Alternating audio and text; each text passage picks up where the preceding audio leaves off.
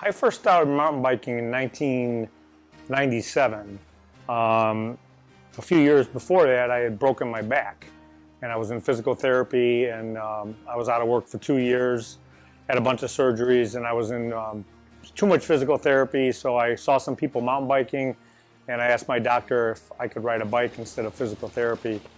The mountain biking was not boring, and it helped build my legs up, my abdominals, and my whole body, and it really helped my spirit because being in a serious injury like that, I had some depression, and the mountain biking really alleviated it.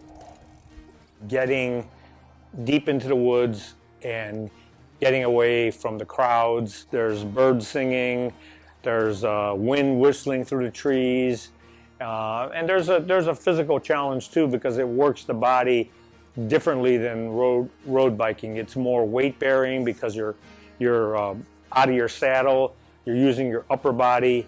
So for me, it nurtures the physical health, the mental health, and the spiritual health. 20 years later, you know, that's my main thing I do. I do a lot of riding, but mountain biking is my first love. So in 2011, I went through a training course with IMBA, and I became a IMBA certified skills instructor and mountain bike guide. And that's when I really started running clinics and using my knowledge to help people. A lot of people are afraid to try single track.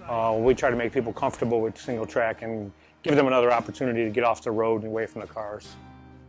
I try to make the rides very non-competitive.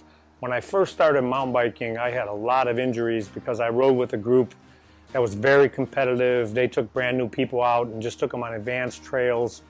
Kind of taught me how not to run a mountain bike program. I always encourage people to take their time. My wife always sweeps. A sweep means that she's at the back of the ride.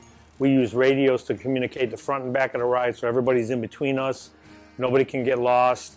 And we pretty much foster a healthy environment where if you're not comfortable doing something, we encourage you to walk. You really don't need to be any type of daredevil at all. There are some features at Palos if you want to jump a little log or something, but you can always walk around them, which I encourage people to do. More than anything else, I try to make it about others so they enjoy the ride that they're on and they come back. I think each and every person, really from teenage up until their 80s, can benefit from the physical attributes of mountain biking, the mental attributes, and how it really kind of, I call it cleansing the soul, being in the woods. So if you're interested in mountain biking, the Elmhurst Bicycle Club, we have a robust program, and then we have a lot more to offer too. But from my standpoint, mountain biking is where it's at.